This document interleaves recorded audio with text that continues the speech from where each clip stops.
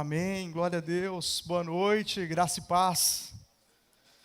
Sejam mais uma vez bem-vindos à casa do Pai. E Ele está aqui, falando aos nossos corações, e vai continuar falando, graças a Deus. Quem recebeu aqui a chamada do culto de hoje, falando de José? Alguém recebeu aquela chamada do culto que o pastor sempre manda, que os irmãos sempre mandam? Falando ali a respeito de José, e falando aos nossos corações a respeito da importância de um posicionamento, a importância, o poder de um coração posicionado. A história de José, irmãos, está no livro de Gênesis, de alguns capítulos da Bíblia, e nós vamos ler hoje juntos alguns trechos da história de José. José do Egito, uma história bastante conhecida, começando aqui pelo capítulo 37 do livro de José. E eu gosto de algumas histórias do Antigo Testamento que mostram, como Deus se move. E que cada irmão nosso ali, cada profeta, cada patriarca que o Senhor operou, revela uma das faces de Cristo, aponta para Jesus. Porque a obra do Espírito Santo nas nossas vidas, ela nos torna iguais a Jesus. Então, quando o Espírito Santo se apoderava da vida de uma pessoa, era para torná-lo mais parecido com Cristo. Então, José também é uma representação de Jesus ali no Antigo Testamento. Uma pessoa que precisou ser humilhada, ser caluniada, ser entregue, ser levada cativo. Uma pessoa que precisou perder muitas coisas para que depois fosse a resposta e para que saciasse a fome de toda uma geração. Então, ele é um símbolo de Jesus, aqui nessa passagem. E em Gênesis capítulo 37, a Bíblia vai dizer: Israel amava a José, a partir do versículo 3, mais do que todos os seus filhos, porque era filho da sua velhice, e fez-lhe uma túnica de várias cores. Vendo, pois, seus irmãos que seu pai o amava mais do que a todos eles, o odiaram, e não podia falar com ele pacificamente. Teve José um sonho que contou a seus irmãos, e por isso o odiaram ainda mais, e disse-lhe: ouvi, peço-vos, este sonho que tenho sonhado. E aqui entra alguns ingredientes que complicam um pouco mais a história de José. Porque todas as vezes que na nossa vida, e nós também somos como José aqui, nenhum de nós somos como os irmãos de José, porque nós temos o Espírito Santo. E nós estamos sendo trabalhados para nos tornarmos cada vez mais parecidos com Jesus. E aqui nós, enquanto somos como José, e essa realidade que ele viveu ali, a Bíblia diz, nós lemos, ele era amado do Pai, e sempre que vem esses ingredientes, amor, sonho e propósito, isso dificulta muito a história, porque nós vamos ver na história de todos os homens da Bíblia, incluindo a de Jesus, que sempre que se fala em amor e sonho e propósito, na sequência vai vir oposição e perseguição e algumas situações talvez indesejadas. Porque na vida do cristão, a oposição ela faz parte do processo. E na vida do cristão, a oposição não vem para paralisar, a oposição na vida do cristão vem para que o Senhor transforme ela em bênção e em vitória nas nossas vidas. Porque a Bíblia diz que nas nossas vidas, para cada dia de vergonha, o Senhor dará dupla honra. As situações vêm para que depois nós venhamos viver a justiça de Deus. E nós somos como José, na nossa realidade, na nossa geração. Nós somos pessoas que Deus tem colocado no nosso coração, Deus tem colocado no seu coração, a respeito de você mesmo, a respeito da sua família, a respeito do seu ministério, a respeito dessa igreja. O Senhor tem colocado sonhos no seu coração que nem você entende. E o Senhor tem colocado sonhos no seu coração que se você compartilhar com as pessoas vão escarnecer. Porque não vão entender aquilo que Deus está liberando sobre a sua vida através do Espírito Santo. Os sonhos que esse jovem, e isso vale para todos nós, sonhavam, eram sonhos que o Senhor tinha depositado no coração dele, naquele momento ele não sabia do que se tratava. Mas como eu disse aqui, quando se tem a palavra sonho, amor, ele era um filho amado como nós somos amados. José era um filho que Jacó muito amava, assim como nós. Deus ele não tem filhos preferidos, mas ele tem filhos íntimos. Ele ama cada um de nós, e todo aquele que se achegar mais ainda, ele também se achegará.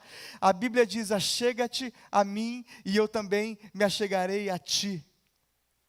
O Senhor, Ele não tem para nós que vivamos como essa perseguição tola que os irmãos de José tinham, mas ele quer que todos nós sejamos como filhos que ele possa contar, que ele possa liberar sonhos, que pode sonhar juntamente com ele, porque ele nos criou para isso, sonhar juntamente com ele, a respeito do reino, a respeito dos propósitos do futuro, a respeito do que ele tem para as nossas vidas.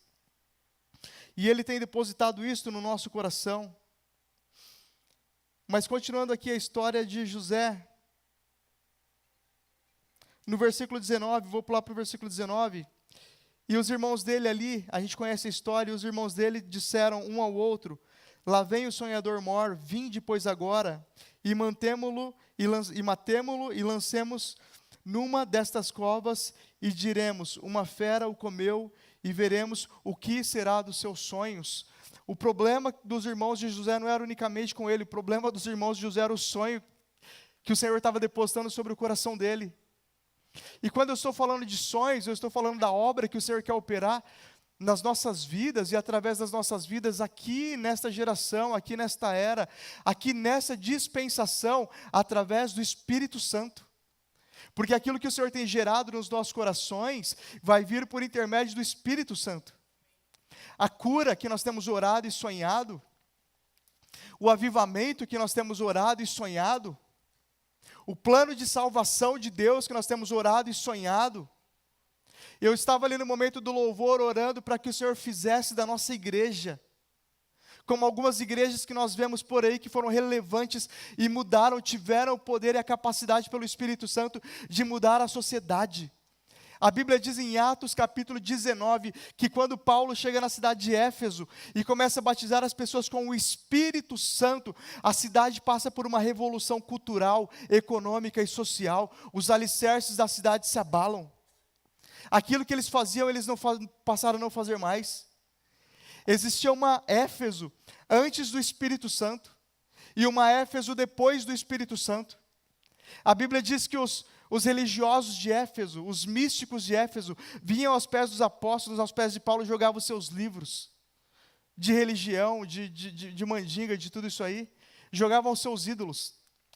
A cidade de Éfeso era uma cidade que, culturalmente, ela se movia ao redor da deusa Ártemis, e tinha o templo e todos os souvenirs da cidade, e a Bíblia diz que os ourives da cidade se juntaram contra o apóstolo Paulo para prendê-lo, porque a economia mudou e ninguém mais queria saber das imagenzinhas da divindade, todo mundo queria saber de Jesus.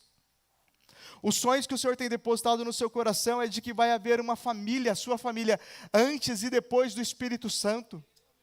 Antes do Espírito Santo, antes do seu posicionamento, antes da sua fé, relacionamentos destruídos, vidas destruídas, pai contra filho, irmão contra irmão, situações de enfermidade. Mas depois do agir do Espírito Santo, que começa através da minha e da sua vida, o Senhor vem restaurando todas as coisas. Todas as coisas. O Senhor vem trazendo cura. O Senhor vem tratando do corpo e da alma. O Senhor vem com um plano de salvação e com Ele trazendo todas as coisas. E quando nós começamos a sonhar os sonhos de Deus, vem as situações como dos irmãos de José. Aí está vindo o sonhador. Vamos matá-lo, vamos acabar com o plano, com os projetos, e aí nós vamos saber aonde estão os sonhos dele. Aí nós vamos entender que fé é essa que ele carrega, que fé é essa que ele professa, porque ele anda com tanta confiança nos dias maus. Porque está todo mundo desesperado no ambiente de trabalho, naquela situação, mas ele continua crendo de pé, ele não teme os dias maus, as situações, porque o coração dele está firme no Senhor. E os irmãos de José não conseguia suportar ver uma pessoa que sonhava, porque eles não entendiam aquela realidade. A mente deles não podia entender o que se passava no coração de José. E continuando aqui no texto bíblico, depois eu vou direto.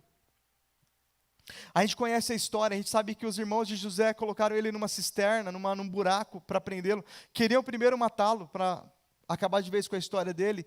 Mas obviamente que Deus não deixou, Deus poupou a vida dele, porque mesmo no meio dessas situações o Senhor tinha um plano e o Senhor estava guardando. E depois vendem ele por uma caravana de ismaelitas que vão para o Egito, e no Egito ele é colocado na casa de Potifar, que era capitão da guarda de Faraó, e ali ele começa a servir. E mesmo diante daquele lugar indesejado, Deus era com ele. E no versículo 39 a Bíblia vai dizer: e o Senhor estava com José. Estou aqui no capítulo 39, versículo 2. E o Senhor estava com José e foi homem próspero, e estava na casa do seu senhor egípcio. Vendo, pois, o seu senhor egípcio que o Senhor estava com ele, e tudo o que fazia o Senhor prosperava em sua mão, José achou graça em seus olhos e servia-o. E ele o pôs sobre a sua casa e entregou na sua mão tudo o que tinha. E aconteceu de que desde que pusera sobre a sua casa e sobre tudo o que tinha, o Senhor abençoou a casa do egípcio por amor de José, e a bênção do Senhor foi sobre tudo o que ele tinha na casa e no campo, nos lugares aonde o Senhor te colocar, nos lugares aonde o Senhor permitir que você vá. Que sejam lugares desejados ou indesejados. Se o seu coração estiver posicionado no Senhor, existe uma bênção que paira sobre a sua vida. E aonde você colocar as suas mãos, o Senhor vai fazer prosperar. Porque você é filho, porque Ele tem propósito, porque Ele tem um plano para a sua vida e porque existe um sonho que Ele vai trazer à realidade. Ainda que você não esteja percebendo. A Bíblia diz, é interessante, porque José, desde os 17 anos que ele teve aquele sonho, teve toda aquela situação, até os 30 e poucos anos, 13, 14 anos depois, ele se esqueceu completamente dos sonhos. Ele foi levado a circunstâncias da vida tão indesejadas, que ele se esqueceu de tudo que era bom. Ele se esqueceu da casa do pai, ele se esqueceu do conforto que tinha, ele se esqueceu dos sonhos, ele só lembrou dos sonhos lá na frente, quando o Senhor tira ele do cárcere. Mas ainda que ele passou por todos estes cenários, que a Júlia já colocou aqui no interlúdio, aqui no começo, na introdução, ainda que nós passamos por todos esses cenários da nossa vida que nós podemos passar, quando o nosso coração está posicionado no Senhor, Ele transforma a maldição em bênção. E Ele transforma lutas em vitória nas nossas vidas, porque é assim que Ele faz. E lá no capítulo 39, aconteceu que, vou continuar aqui do versículo 6, deixou tudo que tinha na mão de José, de maneira que nada sabia do que estava com ele, a não ser do pão que comia. E José era formoso de porte e de semblante. E aconteceu que depois destas coisas, que a mulher do seu senhor pôs os seus olhos em José e disse: deita-te comigo. Porém ele recusou e disse à mulher do seu senhor: eis que o meu senhor não sabe do que há em casa comigo, e entregou na minha mão tudo o que tem. Ninguém é maior do que eu nesta casa, e nenhuma coisa me vedou, senão a ti, porquanto tu és sua mulher. Como, pois, faria eu tamanha maldade e pecaria contra Deus? O que me chama muita atenção na história de José, e para mim esse posicionamento foi uma chave na vida dele. Eu falei aqui, inclusive no Homens de Honra, sobre essa decisão de José, que ele tomou uma decisão, ele posicionou o coração dele quando ele não estava vendo nada, nem um futuro, nem uma perspectiva. Ele poderia falar: minha vida está bagunçada, eu estou desempregado, eu estou vivendo como escravo, eu estou diante dessa situação. Ele poderia trazer a circunstância externa da vida dele, para encontrar um pretexto para pecar contra Deus, para encontrar um pretexto para não se posicionar naquilo que ele sabia que era o certo a se fazer. Mas ele lembrou do Senhor, ele lembrou dos ensinamentos do pai dele, ele fala: como eu poderia pecar contra Deus? Isso mostra mais uma vez na palavra que as situações que nós passamos não são justificativas para a gente deixar o nosso posicionamento espiritual de fé, para a gente deixar o nosso posicionamento espiritual de convicção, de crer que, independente do cenário, o Senhor, Ele continua no controle de todas as coisas, e no tempo certo Ele faz, Ele opera, Ele traz à existência aquilo que não existia. E não só Ele não estava vendo nenhuma possibilidade. Porque eu conheço algumas pessoas, aliás, que quando tudo vai bem, está firme, está fiel com Deus. Quando as situações da vida mudam, quando o quadro muda, talvez a fé já não é tanta, talvez as convicções já não são tantas, e isso diz respeito a caráter, porque caráter é aquilo que nós somos quando ninguém está vendo. Aqui ninguém estava vendo José, mas ele estava posicionado, ele falou: é isto que eu sou, é este quem eu sou. Eu sei em quem eu tenho crido, eu conheço a minha fé e eu vou continuar na minha posição. Mas não só ele não estava vendo nada, como ninguém também estava vendo ele. E a gente precisa entender, irmãos, manter o posicionamento do nosso coração quando ninguém está nos vendo. Essa semana saiu uma reportagem no Itaú que mais de 1.000 pessoas foram demitidas, não sei quem viu, que trabalhava remotamente. Eu não li, mas um amigo me disse, pode ser que não seja essa a realidade, mas eu entendi que foi isso. Trabalhava de casa e não estava fazendo o trabalho adequadamente, né? Estava dormindo, dizendo que estava trabalhando. Nós precisamos saber o que tem que fazer e fazer a coisa certa quando não tem ninguém nos vendo. Nós precisamos nos posicionar diante de Deus quando ninguém está nos vendo. Davi foi abençoado por Deus porque ele não se posicionou quando ele foi coroado rei. Davi se posicionou quando ele estava atrás das malhadas. Quando ele estava atrás das malhadas que ninguém estava vendo ele, ele tinha um posicionamento de adoração, de fidelidade, de busca, de sede pela presença de Deus. Ele aprendeu a desenvolver o lugar secreto, a presença de Deus onde ninguém o via. E você sabe o que a Bíblia diz em Mateus capítulo 6? Entra no seu quarto, fecha a porta atrás de você quando ninguém está vendo, e ora ao seu pai que está no secreto, e ele vai te honrar em público diante das pessoas. Nós precisamos entender que existe um valor no secreto com Deus, que existe um valor no anonimato. O mundo hoje está brigando por fama, por sucesso, por reconhecimento, enquanto talvez a maior arma que nós temos é o anonimato. É quando ninguém nos conhece, a cobrança é menor. Você pode desfrutar plenamente da presença de Deus, é só você e Deus. Não tem tantas formalidades. É como você chegar na casa do seu pai, na sua mãe, de chinela, de bermuda, senta no sofá, conversa, toma um café, dá risada, tem liberdade. É assim com Deus no teu secreto. Você se derrama, você lança as suas necessidades. A Bíblia diz que Deus falava com Moisés como qualquer um fala com seu amigo. E eu creio que esse é o relacionamento que o Pai quer que nós desenvolvamos com Ele no lugar secreto. E Deus permite que nós estejamos atrás das malhadas, em lugares onde ninguém vai nos ver, para ali Ele entender o posicionamento do nosso coração, para ali Ele provar o posicionamento do nosso coração e a resposta que nós vamos dar diante disso. Quando ninguém está nos vendo, nós fazemos o melhor.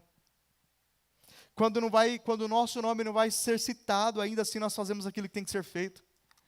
Quando não tem nenhuma promessa de honra, quando não tem nenhuma promessa de reconhecimento para você, é ali que você vai provar o seu valor diante de Deus. É ali que você vai provar o que está realmente no teu coração.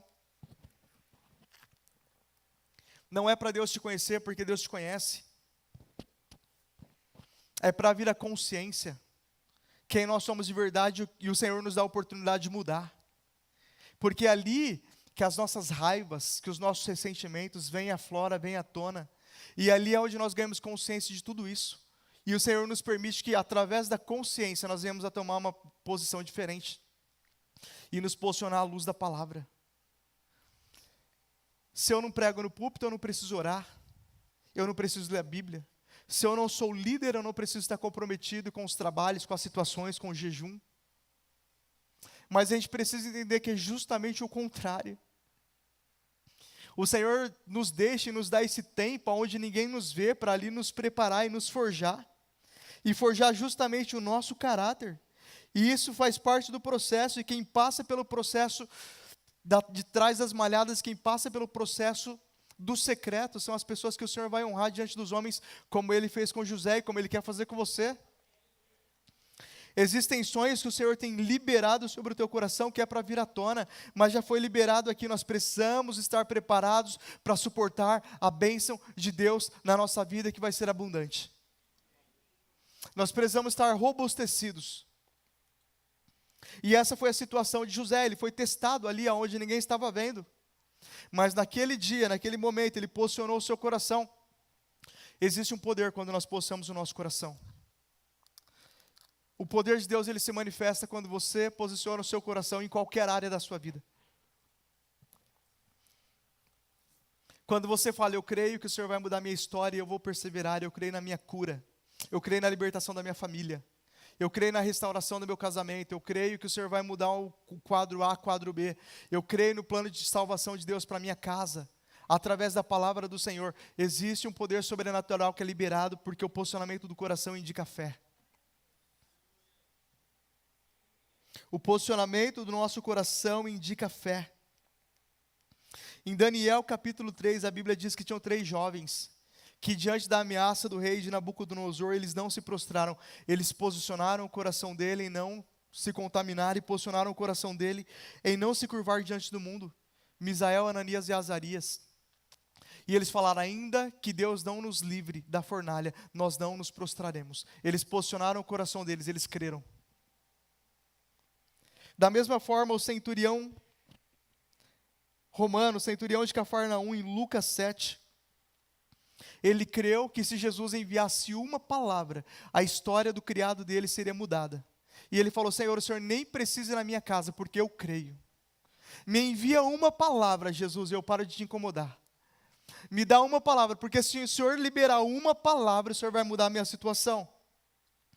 Mas para mim, uma das situações que libera poder que eu vejo na Bíblia, que mais me chama a atenção, está em Marcos 7, a mulher cananeia, a mulher sírio-fenícia de origem grega.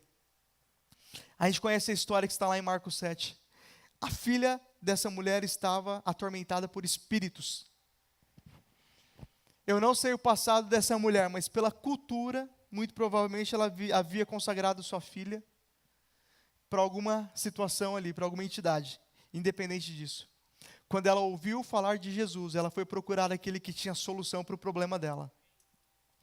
Ela foi atrás de Jesus, e quando ela chega atrás de Jesus pedindo milagre, ela não era judia, ela não era das filhas, ela não era da casa.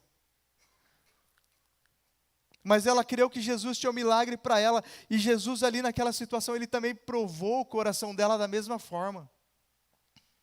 E ele falou para ela, olha, não é mister, não é correto que se tire o alimento dos filhos para dar para os cachorrinhos. O posicionamento daquela mulher naquela hora, naquele momento, ela disse, eu fico, eu continuo, porque mesmo os cachorrinhos se alimentam das migalhas que caem da mesa do seu Senhor. As palavras de Jesus para aquela mulher poderiam afastar muita gente naquele momento. Mas ela falou, eu creio que o pouco que sobrar daquilo que o Senhor tem para dar, sacia a minha fome, muda a minha história e resolve a minha causa. E por conta disso ela recebeu o milagre, e Jesus disse, nem em Israel se viu tanta fé como esta. Um coração posicionado. Ela creu na palavra que foi liberada, independente do que o olho dela estava vendo.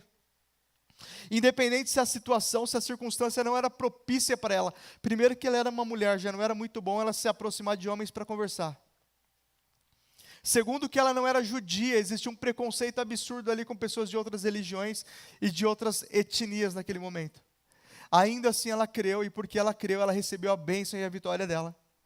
Existe um poder quando nós posicionamos o nosso coração em fazer a coisa certa.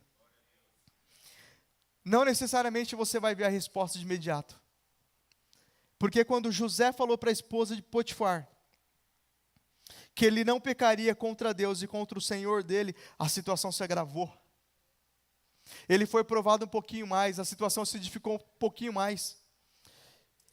E isso também tem uma tendência de acontecer, irmãos, quando a gente posiciona o nosso coração, quando nós definimos algumas situações da nossa vida, quando nós firmamos algumas estacas nesse processo, e a Bíblia nos ensina a firmar estacas. Quando você fala, eu estou em uma posição em Cristo e dessa posição eu não saio, é bem provável que os ventos vão se intensificar um pouquinho mais ali, para ver se você não sai mesmo dessa posição. Mas quando você permanece, e aí o Senhor começa a mudar a história de José, ainda que ele foi para o cárcere, ainda que ele foi para a prisão, e na prisão ele passa 2 anos. E mesmo na prisão o comportamento é o mesmo, o Senhor continua abençoando ele, o Senhor continua guardando. E lá em Gênesis 39, a Bíblia só reafirma aquilo que o Senhor já vinha fazendo na vida de José.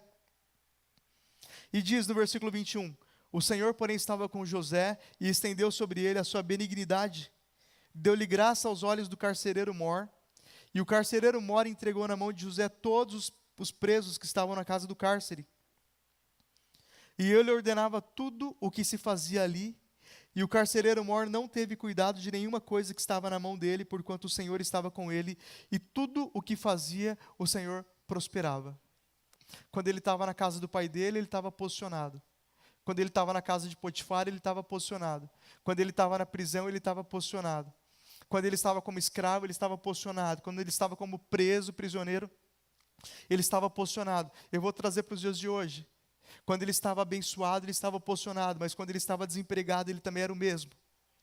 Quando a situação era desconfortável, ele era o mesmo, e quando a situação era incômoda, ele também era o mesmo. Quando a porta se abria, o coração dele estava posicionado, e quando a porta se fechava, o coração dele também estava posicionado. Nos dias bons ele sabia quem ele era, e nos dias maus ele também sabia quem ele era, e ele continuava fazendo aquilo que Deus tinha chamado ele para fazer, que era exercer governo sobre todas as coisas. A Bíblia diz: seja fiel no muito, no pouco, que sobre o muito eu te colocarei. E José entendeu muito bem isso, ele foi fiel no pouco, e o Senhor colocou ele sobre o muito. Mas no pouco ele continuou sendo fiel, a mesma fidelidade, a mesma intensidade, o mesmo chamado, o mesmo ministério, exercendo governo, revelando sonhos, interpretando sonhos, tratando a respeito de sonhos. E enquanto ele não estava vivendo os sonhos dele, ele estava ajudando as pessoas a viverem os seus sonhos, dando destino para as pessoas que também tinham um sonho. E isso às vezes é incômodo, mas talvez você vai passar por processos assim. Imagina você no meio da prisão, no lugar mais afastado que você poderia estar daquilo que Deus tem colocado no seu coração e do seu chamado. Você tem uma revelação: Deus me chamou para isso. Você tem um sonho: eu quero que minha família viva assim, eu quero viver essa realidade, eu quero dar essa direção, esse destino para os meus filhos. Mas agora você está na condição completamente oposta. Aí vem um amigo do seu lado e fala: Ismael, eu tenho um sonho. Você fala: eu não quero nem saber do seu sonho, meu. Eu não quero nem saber o que você está sonhando, o que você está deixando de sonhar, é problema seu, eu estou lutando as minhas guerras. José foi diferente. José falou: peraí, eu vou te ajudar a interpretar, eu vou te ajudar a dar um destino, eu vou te ajudar a dar um sentido para isso aí, porque enquanto eu não recebo a minha vitória, eu vou ajudar você a receber a sua vitória, porque esse é quem eu sou em Cristo. E José era esse cidadão boa praça. E está tudo bem, meu amigo. Enquanto as portas não se abrem para você naquilo que o Senhor tem para a sua vida, e quando eu falo portas, eu falo de uma forma geral. Enquanto você não está vendo a salvação dentro da sua casa, enquanto você não está vendo a cura dentro da sua casa, continua liberando cura e salvação sobre a vida das pessoas que passarem pelo seu caminho. Porque nós não sabemos o dia e a hora e como o Senhor vai operar nas nossas vidas. A única coisa que eu sei é que vai ser abundante, porque é assim que Ele faz. A Bíblia diz que o Senhor paga o bem que nós fazemos. O Senhor paga o bem que você faz, especialmente aqueles que você faz no dia que você não poderia fazer, no dia que você estava mais debilitado. É o momento que o Senhor mais pratica justiça na tua vida e mais retribui sobre a tua vida aqui na terra e no céu. Então, enquanto José estava lá, não vivendo as realidades que Deus tinha para ele, ele estava viabilizando a bênção de Deus na vida das pessoas. Continua viabilizando a bênção de Deus na vida das pessoas, sendo um canal de Deus por onde você passar. Continua ajudando as pessoas no trabalho, na igreja, na sua casa, orando por um, orando por outro, ainda que você não esteja vendo o Senhor mudando a sua realidade, porque tudo isso está subindo como oferta diante de Deus. E lá no capítulo 41, já para a gente ir para o encerramento, a partir do versículo 25, então José interpreta os sonhos daqueles dois, do padeiro e do copeiro, interpreta os sonhos, dá um destino para eles, os sonhos se realizam, eles são restituídos para a sua posição e o outro morre, mas enfim, o sonho acontece, e agora depois de tudo isso José passa 2 anos. A Bíblia diz que desde que José abençoou aquelas pessoas, deu um destino para elas, ajudou elas a discernirem os seus sonhos, 2 anos se passaram e ele não viu nada. Mas ainda que ele não tenha visto nada, depois de 2 anos, ele continuou espiritualmente na mesma posição que Deus chamou. Santo, separado, com uma identidade firmada de filho, com o caráter dele, disposto a ser alguém na vida de alguém. Disposto a abençoar as pessoas por onde ele passar. E existe uma dificuldade que nós precisamos, todos nós, irmãos, guardar os nossos corações. Porque nos dias de luta, de perseguição, de tribulação, nos dias maus, o ser humano natural é inclinado a deixar a mágoa, a amargura e o ressentimento tomar o seu coração. São nesses dias que, se nós não tivermos um escudo chamado fé, os dardos inflamados do maligno atingem o nosso coração.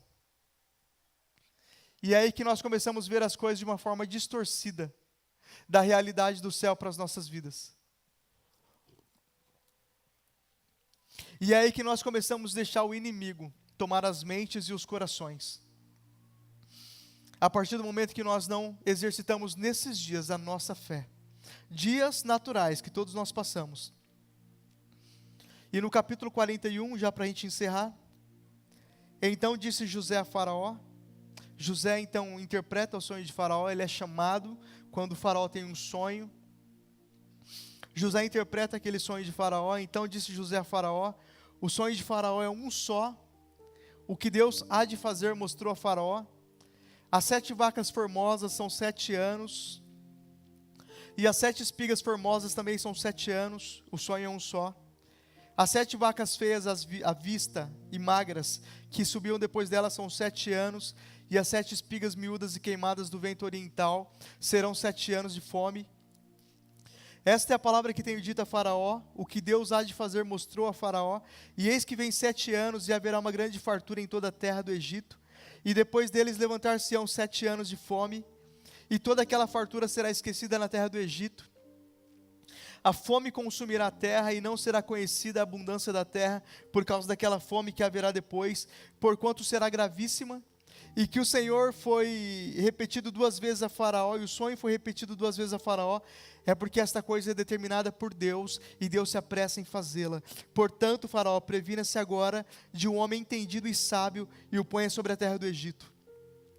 Faça isso, Faraó, e ponha governadores sobre a terra, e tome a 5ª parte da terra do Egito, nos 7 anos de fartura. Eu só queria abrir um parênteses para esse sonho de Faraó. Porque esse é um princípio bíblico que a gente precisa aprender e praticar nas nossas vidas. As nossas vidas aqui na terra, irmão, é cíclica. A gente passa por momentos muito bons e por momentos nem tão bons, nem tão agradáveis assim, é cíclico, isso acontece. E acontece até com uma certa frequência. Mas a gente precisa aprender nos momentos bons da nossa vida, nos momentos melhores, a gente não desperdiçar aquilo que Deus tem liberado de maneira nenhuma. A gente precisa aprender que nos momentos bons, a gente precisa aumentar a intensidade daquilo que Deus tem liberado. Nós temos vivido dias no nosso país e na nossa igreja onde nós temos liberdade de vir para a igreja, de vir na vigília, de buscar a presença de Deus, de se encher da presença de Deus. Nós temos vivido uma realidade no nosso país onde nós sentimos o Espírito Santo sendo derramado sobre toda a carne. Junta 2, 3 pessoas, o Senhor opera milagres. Nós temos uma necessidade, o Senhor opera milagres. Mas eu acredito que nem todos os dias serão assim. A Bíblia diz que no final dos tempos viriam dias trabalhosos. Então, esse sonho aqui, esse parênteses que eu queria abrir é que nós precisamos aprender a guardar uma reserva nos dias bons. Uma reserva espiritual. Uma reserva de força, uma reserva de unção. Uma reserva de recursos, uma reserva de provisão. Nós temos que, cada dia mais enquanto igreja, sermos diligentes nos dias bons. Porque os dias maus também fazem parte do processo, e o que vai definir se nós vamos ter uma resposta ou um problema nos dias maus, é a reserva que nós fizemos. Eu nunca esqueço da parábola das 10 virgens, as 5 loucas e as 5 prudentes. Algumas tinham azeite, as outras não tinham azeite. Às vezes a gente deixa de buscar a face de Deus, de fazer o nosso devocional, de orar, de se entregar, de firmar um propósito com Deus nos momentos que nós temos saúde, nos momentos que nós temos liberdade, nos momentos que nós temos condições. E isso não é por peso não, é muito pelo contrário, é para entender o nosso posicionamento de filhos. A direção que Deus dá para José, e só José poderia ter interpretado aquele sonho através do Espírito Santo, porque aquele discernimento era um discernimento de filho. José está falando para Faraó, vamos entender o nosso papel, a nossa posição no dia bom, para que quando chega o dia mau, nós sejamos a resposta dessa geração. Dá para entender com clareza isso, irmãos? Esse ano nós temos falado a respeito de cuidar da saúde, cuidar da família, cuidar do nosso casamento, cuidar do nosso lar, cuidar da nossa vida financeira, porque nós temos vivido dias bons. Nós temos vivido no nosso país dias que não há guerras declaradas. Nós temos vivido dias aonde, por maior que seja a perseguição, essa semana eu falava com um amigo que tinha ido para o Coliseu, e ele comentava a respeito do peso espiritual que era no Coliseu ali, de tantas mortes que tiveram. Nós nunca passamos por isso na nossa história. Será que não é o momento de nós, como igreja, entendermos o nosso posicionamento como filhos, nesse momento que talvez nós vamos ser a resposta do mundo em Deus a partir do Espírito Santo? Talvez nenhum lugar do mundo a igreja tenha liberdade e o espaço de buscar a presença de Deus como nós temos no Brasil. Talvez são poucos os lugares do mundo onde se tem liberdade de darmos espaço para o Espírito Santo vir e agir e operar no sobrenatural. Então, nesses dias, que são dias de vacas gordas, espiritualmente falando, onde nós temos liberdade, podemos buscar, e quanto mais buscar, mais nós vamos receber. É tempo da gente se encher do poder do Espírito Santo. Porque aonde faltar, ali nós estaremos para suprir, no nome de Jesus, porque já está começando a faltar, irmãos. Está faltando na Europa, está faltando na África, está faltando na Ásia, está faltando no interior do nosso país, está faltando pessoas posicionadas, está faltando entre os ricos e está faltando entre os pobres, está faltando filhos que se tornem como resposta, as pessoas que vão suprir a fome espiritual desse mundo. Só filhos conseguem entender a responsabilidade em todo esse processo. E José conseguiu entender essa responsabilidade. Aí ele fala para Faraó: olha, então faça isso. Então junte no tempo bom, para quando vir o tempo mau você suprir.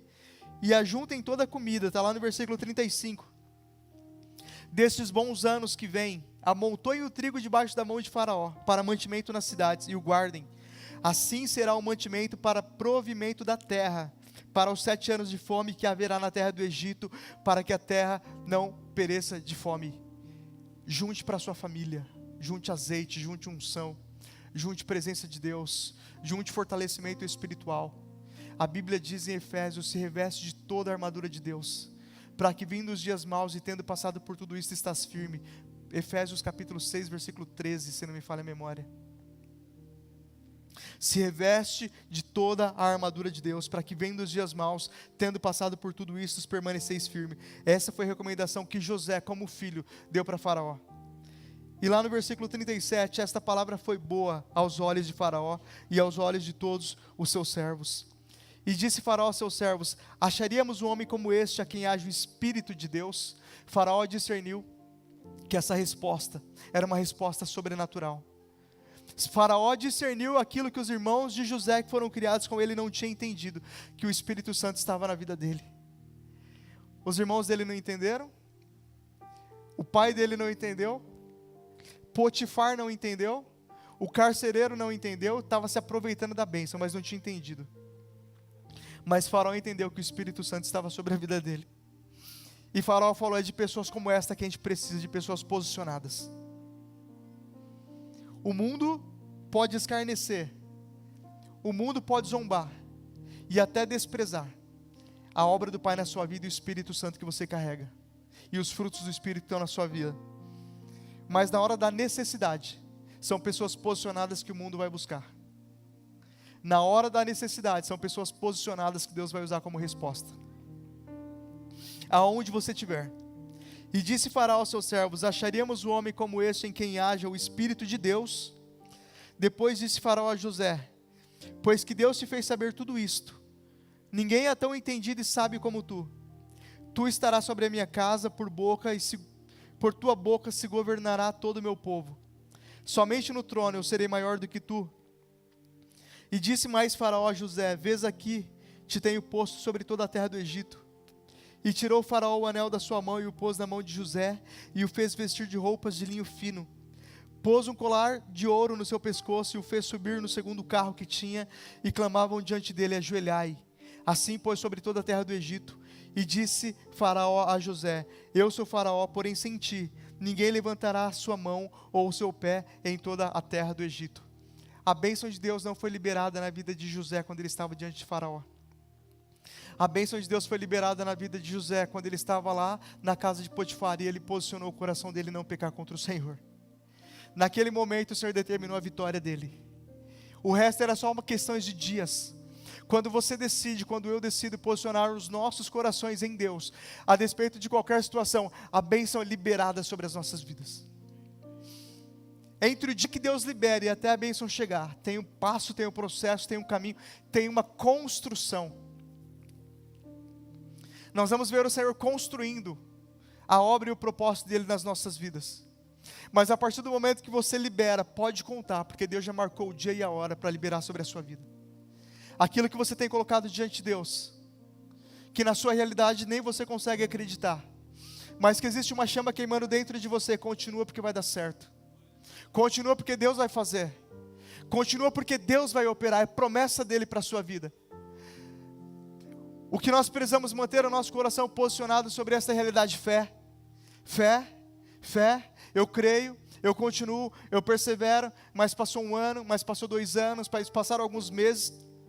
O quadro mudou, o cenário mudou. Eu estava em Canaã, agora fui para o Egito, agora estou em outro lugar, agora estou na casa de um, agora estou na casa de outro. Os cenários estão mudando e eu não estou vendo a minha bênção. Continua posicionado o teu coração naquilo que Deus tem colocado.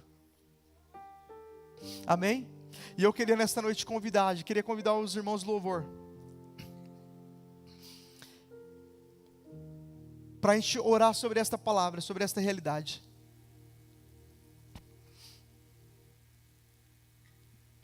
O poder de um posicionamento. O posicionamento não diz respeito ao ambiente externo. O posicionamento diz respeito ao ambiente interno. Ainda que nós não estejamos vendo nada, o nosso coração está firme no Senhor. Nós estamos falando quase todos os cultos a respeito de Isaías 26:3. O Senhor conservará em perfeita paz aquele cujo propósito está firme, porque o seu coração confia no Senhor. O Senhor conserva em perfeita paz aquele cujo propósito está firme. Nós não precisamos ver para saber que Deus está agindo. Nós só precisamos crer que Ele vai fazer e que Ele já está fazendo. Hoje é uma terça profética. E profeticamente existem algumas circunstâncias que Deus tem gerado no seu coração, que na ótica humana você não tem visto, mas pela fé você já crê no seu coração que Deus vai fazer. Pela fé você crê no seu coração que Deus vai fazer. E eu queria nesse dia te encorajar a orar, juntamente comigo, por estas causas, por estas situações, por esses cenários. Enquanto eu estou aqui falando com vocês, eu tenho 2 irmãs internadas, nós somos em 13. Tinha uma irmã que estava internada há 2, 3 semanas, descobriu uma enfermidade. A família inteira orando, alguns oram de manhã, alguns oram à tarde, alguns oram à noite. E hoje foi uma irmã internada, também não sei o problema ainda, mas eu sei que ela foi. O meu coração está em paz, porque eu já tenho decidido, quando eu chegar na minha casa, eu vou dobrar o meu joelho, e eu vou orar para aquele que me vê em secreto, e é Ele que responde diante das pessoas. O nosso coração está firme no Senhor, e nós queremos da vitória, independente. Eu já vi Deus fazer, e eu vou ver Deus fazer de novo. Você já viu Deus fazer, e você vai ver Deus fazer de novo. Hoje Ele te chama para um posicionamento acima, para um posicionamento mais perto, para um posicionamento de secreto. Você já viu Deus fazer, Ele vai fazer de novo. Em todas as áreas onde você tem colocado diante dEle, não existem orações a qual o Senhor não conhece. Não existem lágrimas de crentes a qual o Senhor não conhece. Não importa o quão impossível tem sido para você, Ele é fiel, Ele é poderoso para fazer. Quando você vê o seu pai entregando uma capa para o seu irmão, você não precisa ficar entristecido. Você pode crer que a próxima é a sua. A próxima é a sua. Quando você vê ele entregando uma capa, uma cura, uma salvação, uma libertação, uma situação impossível, você não precisa ficar chateado, você só precisa crer: eu também sou filho, eu também sou amado, Ele também já está preparando a minha vez, porque o meu coração está firme no Senhor, posicionado. Você vai ver os milagres do Senhor sendo operados. Você vai ver o Senhor mudando diagnósticos, como nós temos visto. O Senhor mudando diagnósticos, o Senhor mudando sentenças. Doenças se rendendo ao poder da fé, ao poder da oração, ao poder do Espírito Santo no nosso meio. Pessoas que estavam cansadas e abatidas e desanimadas, um espírito de alegria vindo trazer renovo. E o Senhor nos levantando e falando: não será aqui o seu descanso, continua. Tem mais para a sua vida, tem mais para a sua casa, tem mais para a sua família, tem mais para o seu ministério, tem mais para os seus irmãos. Continua. Ele dá força ao cansado e restaura a força àquele que não tem nenhum vigor.